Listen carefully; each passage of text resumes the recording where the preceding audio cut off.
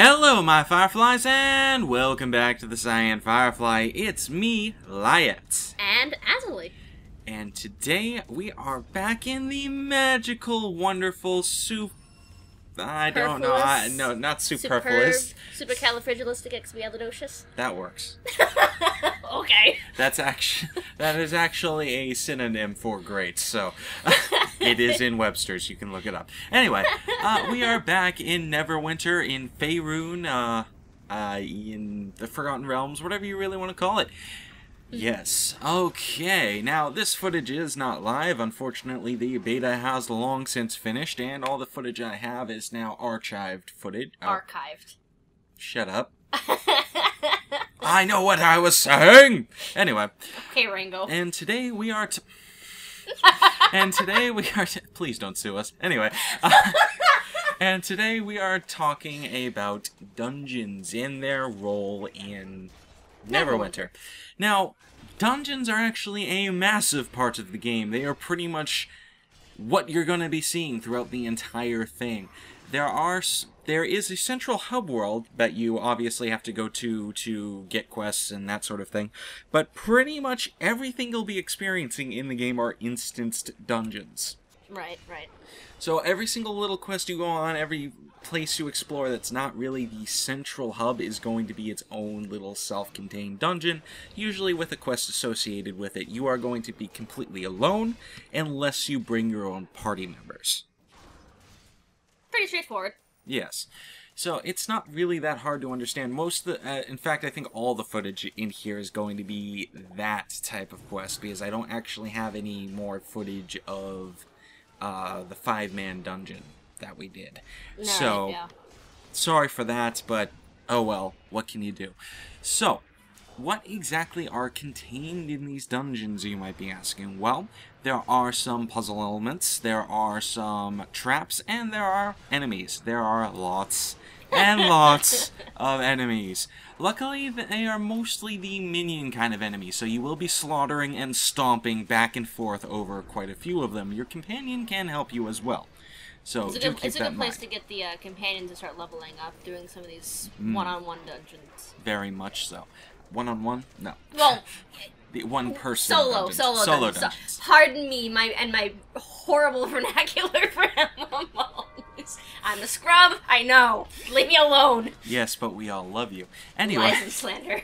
You bring a feminine element to the show that it would not otherwise have. Anyway, moving quite... I'm gonna hold my tongue on what I want to say. Moving right along. So, you go through these solo dungeons. Occasionally you do have NPCs to help you. You do have your companion anytime past level 16, I believe it is. Check the companion video on that one. I do not remember precisely. There are no 2-man dungeons, so to keep that in mind, there's no smaller dungeon content. I think Foundry dungeons might get a little bit more difficult depending on how many people you have with you, but I can't promise that. Yeah, at the moment, we only went through one Foundry dungeon. And it was extremely easy to beat. Yeah, but we also did it solo. Yes. So we really have we don't have anything to compare it with at the moment, because not a lot of the Foundry stuff is active. Yeah, I can confirm that there is no 2-man, 3-man, 4-man content. It's either solo or 5-man. They are working on raid content, larger than 5-man dungeons, but you're going to have to wait for that. It's not going to be out there on release. No, they are going to be doing a lot of stuff post-release, so... Now, while you're going through dungeons, a couple of cool things can happen. Now, I don't have any footage of a puzzle, but I have had to do a puzzle before. It was one of your basic, switch the levers in the right order kind of idea to drain the pool. Exactly. It was a pool of water. You had to pull the proper levers in a certain sequence, and certain levers had to be on, certain levers had to be off, and that would ultimately allow you to drain this pool of water to gain access to a chest. Now, speaking of which, I'm going to throw this in there. You do realize that if you had explored a little bit more, there was actually a piece of parchment that said levers have to be pointed away from the pool in order to drain it. You never ran into it, but when I ran that same instance, I ran into it. You actually bothered reading with the lore. See, I didn't really have time for that. But No, but it's like, when I went... This was actually one of the starter missions for beginner levels. I don't have any footage of that, by the way. No, that was during the first day of the press beta, and I was busy trying to level up a character. So yeah, because then you didn't realize that. Oh, we're gonna jump you. Yeah. So. Anyway, moving on. I lost track of things. It's So, easy for you to do. So- I'm gonna get it later. so puzzles. Yes, there are puzzles. You don't have to worry about that. There is also a lot of exploration. There are hidden chests all over dungeons. They are completely optional, but you can find them and get loot out of them. You also have like the sort of chests that are class specific. They aren't chests. They're they're basically recoverable items. They're basically class nodes. I want to call them. They're skill-based nodes, and you have to have to have a certain kind of skill in order to find these to actually use these items. For example, thievery. There are certain nodes that you can only access by having the thievery skill. Well, only the rogue has thievery. However, you can buy a special item for other classes that will mimics it. Yes.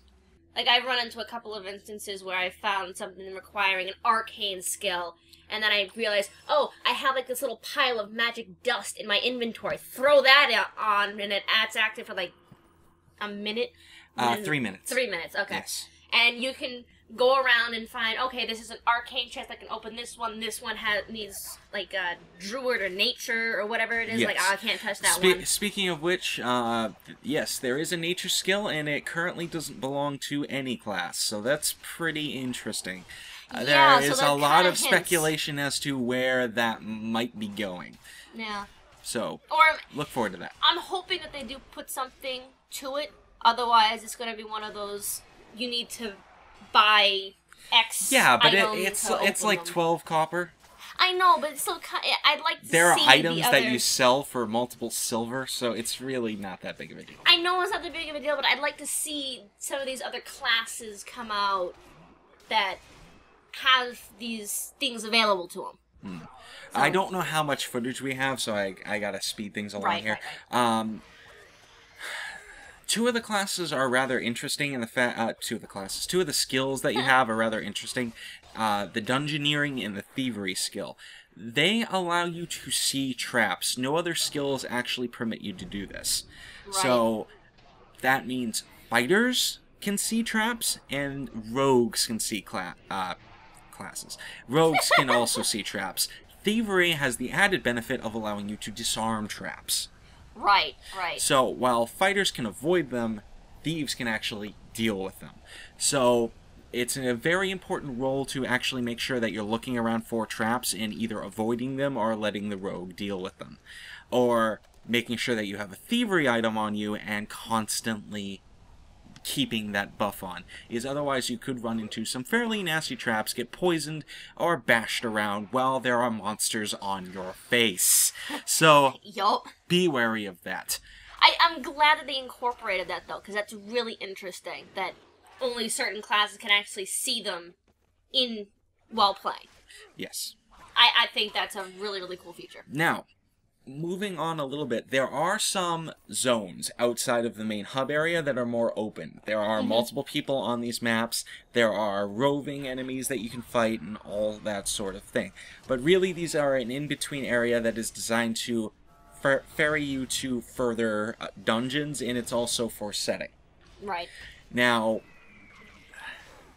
the thing is, once you actually finish all the storyline in that area, you will be going to a final dungeon. It's an end dungeon that is a 5-man experience. You have to queue up with 5 people to actually go into this dungeon. They have to be 5 people of a specific level. The one that we got to experience again was level 16. Right. So that was pretty fun. But yes, it's a 5-man dungeon. You do kind of need to keep to the traditional class roles because there are some people who can hit like a truck. You definitely need a healer. You definitely need a tank. You definitely need somebody who can do damage. But here's the thing, D&D also adds a 4th component in the form of the controller, the wizard. So you can actually debuff enemies and add that into a full nother spectrum, so you can actually focus a class on doing AoE damage, dealing with all the minions that pop up, because there are quite a few minions.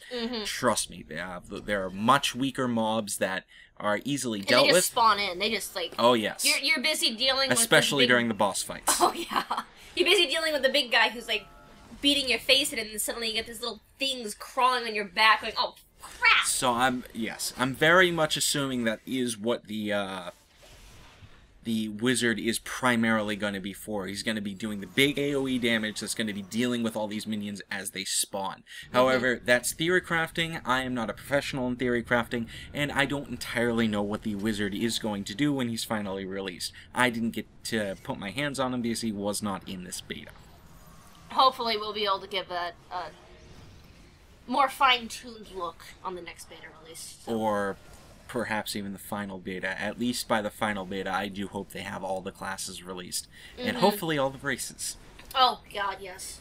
So, there you go. That is Dungeons in a nutshell. I'm not sure what else we can really say. It really is straightforward, but they did incorporate a lot of neat little tidbits and components to make it, I don't want to say really stand out, but a little different from the norm. Yes, they are fairly lore heavy. There's a lot of dialogue. If you like that sort of thing, make sure to read it, because it will remind you fully of your old Neverwinter Nights experience. It's very nice.